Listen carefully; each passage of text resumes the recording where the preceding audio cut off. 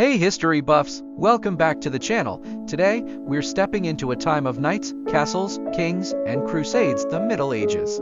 This period spans roughly from the 5th to the 15th century and is full of fascinating stories, dramatic shifts, and incredible changes. So, grab your swords and shields, we're about to dive into medieval history.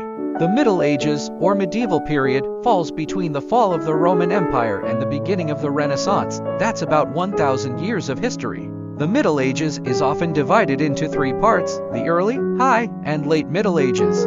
After the fall of the Roman Empire in 476 CE, Europe plunged into a period of political instability, where the great cities of the classical world crumbled and new powers began to rise. But don't let that make you think it was all chaos.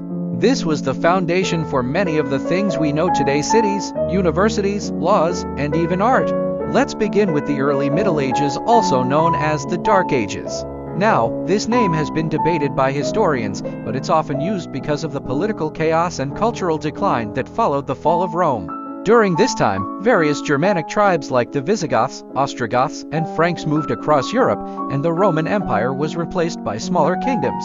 One of the most significant figures of this time was Charlemagne, the king of the Franks, who tried to restore order and unite much of Western Europe under his rule. And Charlemagne didn't just fight battles, he also promoted learning, encouraging scholars to preserve ancient texts and laying the groundwork for the Carolingian Renaissance, an early spark of cultural revival. Now, let's talk about feudalism, one of the defining features of medieval society. By the High Middle Ages, the system of feudalism had taken hold in Europe. In a nutshell, feudalism was a system where the king granted land to nobles, known as lords, in exchange for military service.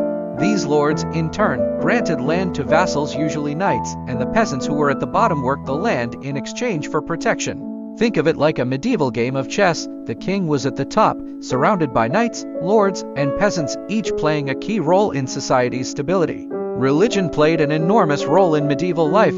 The Catholic Church was the most powerful institution in Europe, influencing everything from politics to education. The Pope was considered the highest authority in the Christian world, and the Church had its hands in nearly every aspect of daily life. Monasteries became centers of learning, preserving knowledge and creating beautiful illuminated manuscripts. People looked to the church for spiritual guidance, but it also played a huge role in politics, with popes and kings constantly vying for power. One of the most dramatic examples of church power was the Crusades, a series of religious wars launched by the church to reclaim the Holy Land from Muslim control. These wars shaped much of the medieval world, leading to cultural exchanges, trade, and, of course, a lot of conflict. Next, let's talk about knights and the chivalric code.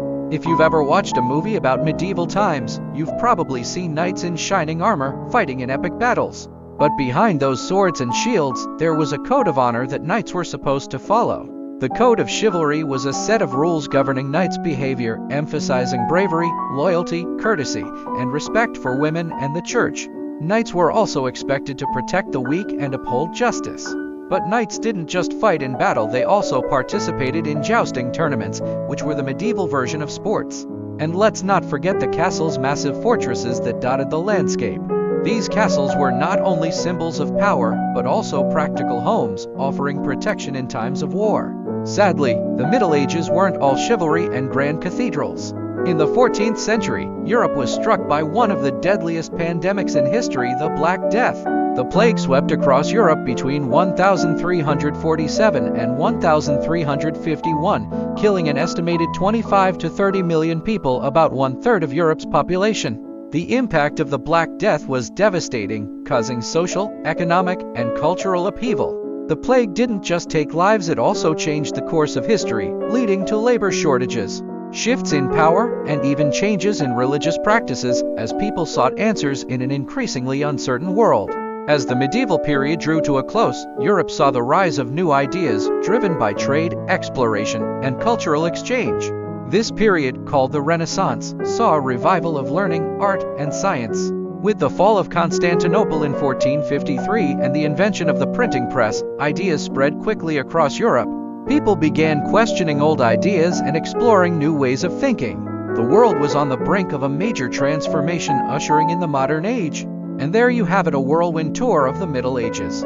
From knights and castles to the plague and the rise of the Renaissance, the medieval world was full of fascinating moments that shaped our history. If you enjoyed this deep dive into the past, don't forget to hit that like button, subscribe, and ring the bell for more exciting history videos. Until next time, keep exploring the past.